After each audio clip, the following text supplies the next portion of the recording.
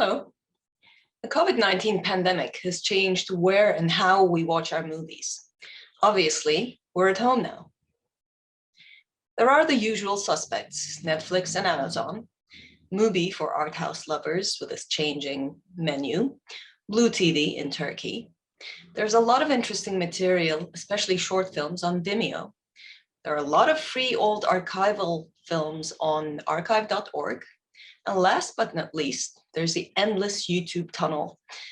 There are a lot of old films which no longer have copyrights, including Turkish films from 60s and 70s, a lot of Soviet films, Indian films, Korean films, and many, many silent films. But this is not the first pandemic the cinema goers have experienced. The Spanish flu pandemic of 1918-19 has shaped the film industry in ways we tend to forget today. At the end of World War I, soldiers returning from the fronts spread the disease quickly all across the world. An estimated 50 million people have died. In terms of movies, like the present, production was halted, distribution lagged, and movie theaters were shut down, albeit for shorter periods than they did this time around. Movie theaters were also the only place where many people could get their information, unlike the media-saturated world of the 21st century. But let me backtrack a little bit. The second half of 19-teens is a transformational period in world cinema, in part due to the pandemic. During the silent era, before World War I, France was the leading country in the world in terms of film production. Other European countries were also starting to establish strong industries. Pathé and Gaumont in France, Itala in Italy, and Nordisk in Denmark were the prevailing studios. This was at a time when the American film industry, which had initially consisted of a few dominating firms on the East Coast, led by Thomas Edison, was moving west to California and building a brand new industry in Hollywood. Universal and Paramount had just been founded alongside a number of small companies. But the war interrupted filmmaking in Europe, halting production in France almost completely. International trade was also disrupted in Europe. As the audiences still demanded to watch films, this created a void, which was promptly filled by the American companies. This is when Hollywood established its dominance over European screens, which continues to this day. During the war, the Americans were also able to invest in filmmaking and develop new technologies, better cameras, more sensitive film stock, elements that made their films look more impressive. This had not been possible for the Europeans. Things might have gone better for the European film industry, perhaps, were it not for the pandemic. Just when the war was over and the industry tried to pick itself back up, it was prevented from doing so by the raging disease. In the US, even though exhibition stopped for a few weeks and production was limited, some companies continued making films, having a ready stream of productions for when the theaters opened again. As a result, many smaller companies went bankrupt. The remaining ones consolidated, becoming stronger. The same went for movie theaters. The smaller ones were seen as more risky for health as well, whereas the larger theaters could have people seated at a social distance, which was also seen as a preventative measure back then. As the surviving studios grew, they purchased some of these theaters, becoming the giants of the Hollywood studio era. The consolidation of production, distribution, and exhibition in the hands of individual companies is called vertical integration. And that is what drove the major studios of Hollywood in the 1930s and 40s.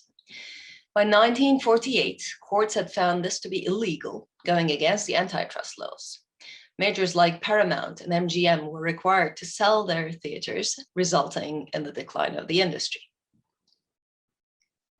What is happening today is similar in certain ways. Hollywood studios now have their own streaming platforms, which have replaced the theaters, not only during the pandemic, but very likely after it as well. One thing that I hope will be different is the fate of smaller independent theaters.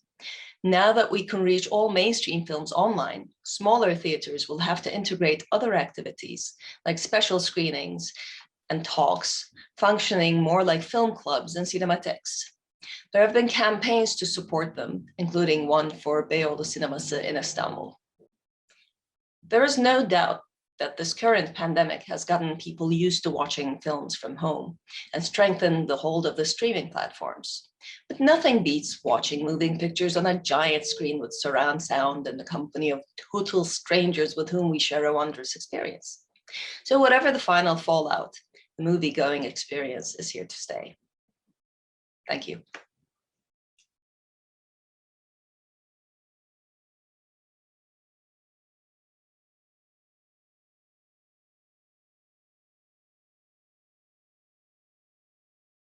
So yeah, we had luck and unluck in the same time. So we didn't had one shooting day during the last year. So, but we had 2-3 projects. We are just in finishing. So the whole post-production process went well, and but of course all our special international projects. So we had projects with Poland, we had projects with Israel, we had projects with Italy, and all of them collapsed. One project with Denmark, they succeed to shoot, and we just finished it, and we had luck that we just finished shooting last year, end of February, just before it starts here really. We came back from shooting in Uganda. So, but now, of course, it's a little bit, yeah, down everything, and it's really hard to produce really. What we are doing at the moment, of course, it's a lot of development and a lot of submissions and a lot of funding stuff, but yeah, we run our money with shooting films, so it's a really tough situation. And on the other end of the chain, it's the same. Of course, we cannot really use and yeah, present and publish our films only in TV. But for example, the Perfect Black we had in your film bunch. This is a good example for a film which nearly completely failed due to pandemic, because we had the first international screening exactly 1 year ago on the CPH Docs in Copenhagen. It was planned as a big event with scientists from Germany, from Sweden and Scandinavia and Denmark, and we got on the festival. We got the Saturday evening slot for a big event. Yeah, and this was just the first festival which was completely shut down due to Corona 1 year ago. CPH Docs in March, and 3 days before the event, it was cancelled. So, and without the attendance and the presentation on the festival, you have not enough publicity to start really international sales, to start really a distribution. So this was and the same in Germany. We planned originally the cinema start also around March last year, and then we changed to September, then we changed it to December, then we changed it to March this year, and of course it's still not in cinema. And we have a nice poster. No, it's there. Not so easy, but it's not in the cinema yet. So it's really hard for us to survive. On the other hand, in Germany we had quite good programs for companies. So we got early in last year, we got some state credit, which we have to pay back, I think, in 8 years. I don't know how, but let's see. I think it would be a little bit a concentration of where we will meet our colleagues. So for me, it was good not to traveling every month somewhere. on a festival, on a market or something. And of course, these online online presentation, online screenings will stay in some part, but all in all, it's a very people-driven business, and we need the direct contact. So it's quite easy to find production partners online. That's not a problem. The big problem is to find financiers or to get the commissioning editors really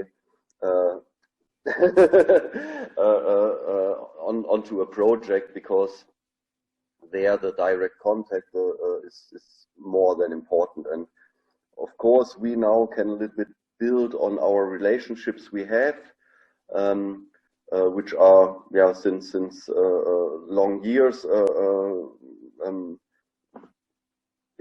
exchange of opportunities, exchange of programs, and everything.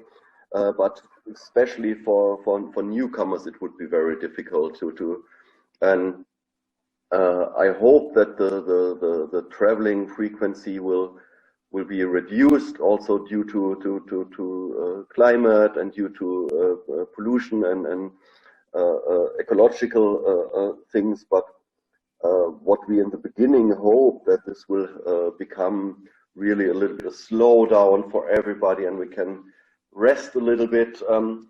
I think in the moment when we are 60% vaccinated, or when we will start again.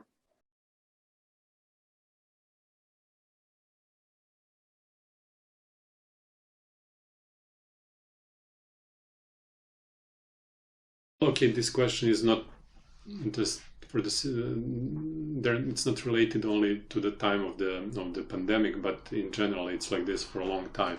And these questions were raised, decades ago, much before the internet or the VOD platform or the Netflix.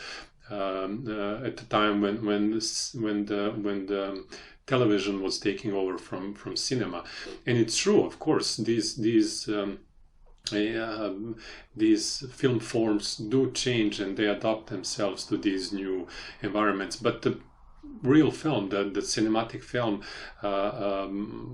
always continue to exist, and it will always exist. We just have it just feels that the cinema, or documentary cinema and cinema in general, just branching into more things. What worries me more is that the real cinema, the art house cinema, is losing its audiences. People are going to cinema nowadays, and most films are making the majority of their money. I'm talking about Hollywood blockbusters in cinemas as well. So it's not like people are stopping to make films about cinema, for cinema.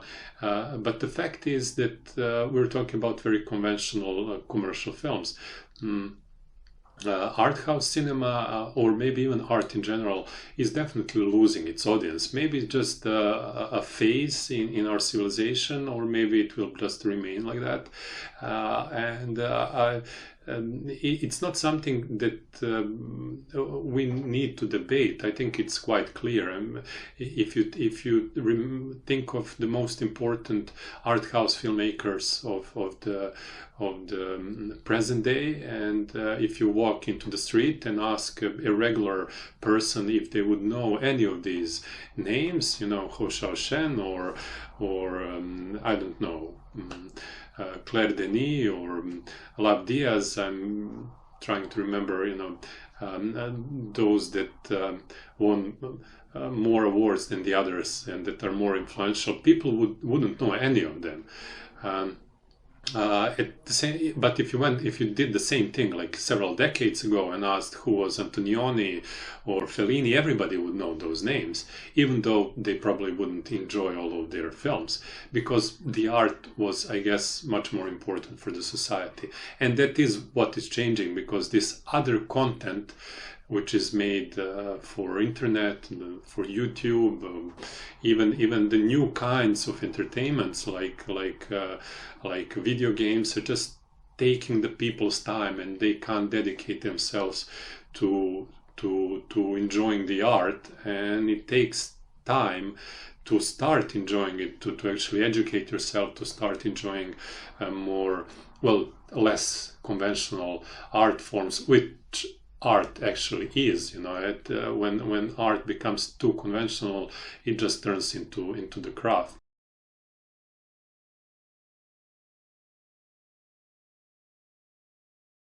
Well, films are being made. It's a bit more difficult. People have to wear masks to do to test themselves regularly. Now the vaccination is here. Hopefully more and more people will get vaccinated.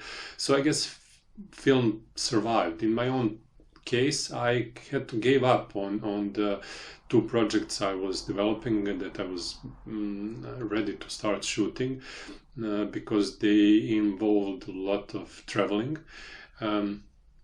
And they're just not possible to be realized in this past year. But I was at the same time quite inspired and to make a film that was possible to be shot. And I'm in the editing right now with this film. It's mainly made from archives, but there are also some scenes that are being shot. And the film is called Another Spring.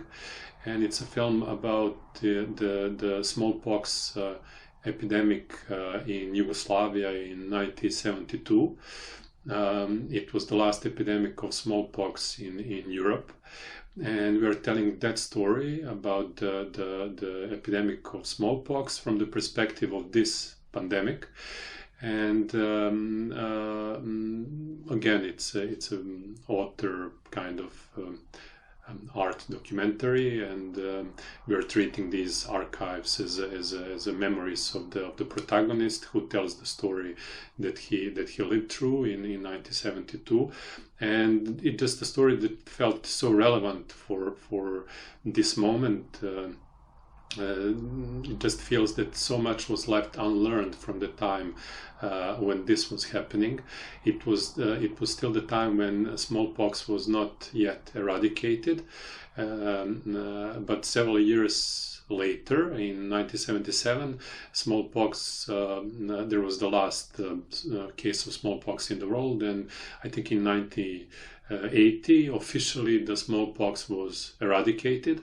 And smallpox, the deadliest virus in human history, the virus that took almost 500 million lives in the 20th century alone, still remains the only virus that humans managed to eradicate. And I just felt that it was important story to tell. And usually I don't have any agenda with my films beyond just making the film, beyond the cinema itself.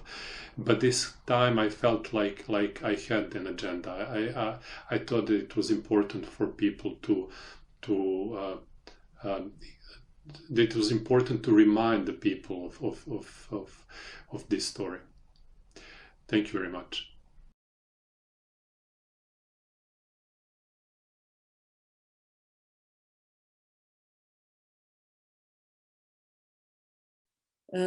Salgın başladığında Şubat 2019, aslında tabii başladığında dememek lazım, daha dünya genelinde yayılmaya başladığında biz sevgili yönetmenim Pelin Esmer'le birlikte filmimiz Kraliçe Lear'ın festival takviminin keyfini çıkartıyorduk.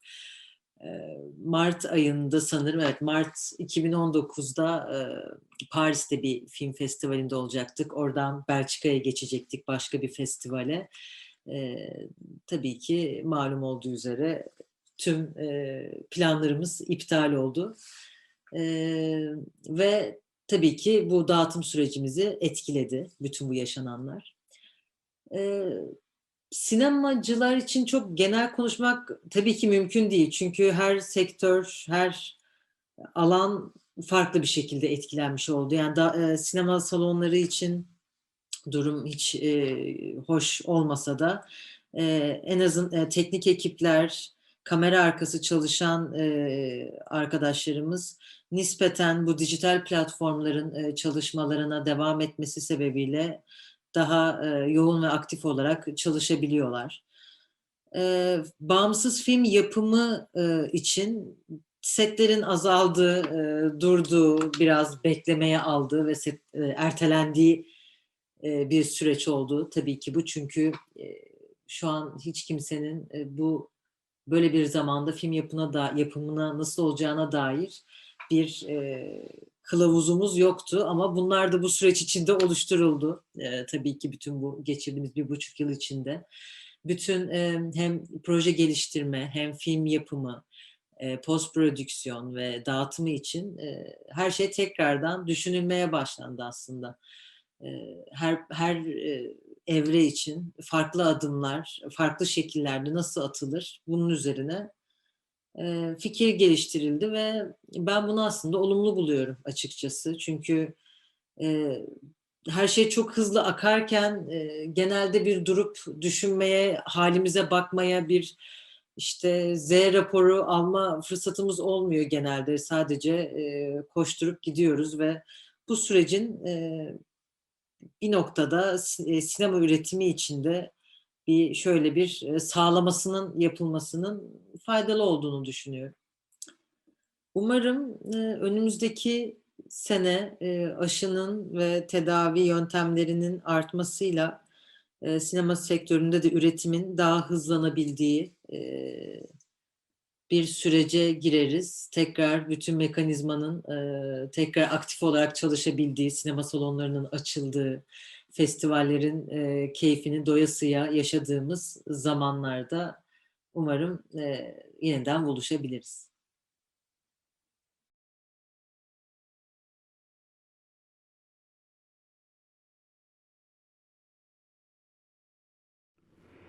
Hello everyone, I'm Oliver Sertić, producer of the film Days of Madness that you managed to see a few days ago. How the film workers survived the year. So, we obviously survived, as we are here, luckily. Many productions that we had stopped their shootings, especially those with the bigger crews, or those that are done in fictionalized style with the more people involved. We needed to postpone it until better times. Luck in unluck, actually, for us was the point that we had many films in the editing and some films in pre-production, means development, so we could somehow work without bigger obstructions in this respect. And I hope that all this COVID will stop pretty soon, so we would be able to shoot pretty soon all our productions. As Restart has 2 producers, we are developing several films at once, and so far we were able, I would say unfortunately, not to meet with other people on the festivals where we usually do it, and meet other commissioning editors and people who we can really feel and shake the hands. But we could do it another way through online programs, and I just can hope that the things will get better sooner than later. Festivals, I believe, include completely meeting the people. It's festivity. It's the way that we all share our experiences, watch our films, and comment it together with the audience to try to answer some questions that audience has after the film, and basically to create one very vibrant community. The COVID, unfortunately, forced us to do the festivals online, and we are very lucky that we didn't need to postpone it completely and to completely finish in the I would say sole lockdown, and to do everything online. Some festivals managed to happen live or in the so-called hybrid form. I strongly believe that we need to be to make the festivals live and to meet these people, because without it would have all much less sense. in other way, the hybrid form showed us what the digital option can do, and many festivals really made wonderful things through screening the films online, and this is also one of the examples. And it really showed us that we can do a lot through our computers and the small screens. But as I said, I strongly believe that the films are done for the big screen, and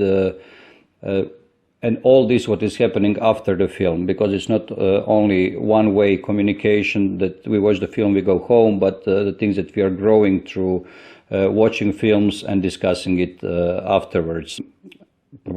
I believe that the digital screenings really made kind of revolution in this sense, and it could reach definitely to the bigger number of audience, and we could watch more films than we usually do. It's more practical. It's from we watch the films from our room, but it's still on the small screen, and basically it is in a way dehumanizing. I hope that we will not need to stay for a longer time only on our computers and mobile phones, because it has much less sense.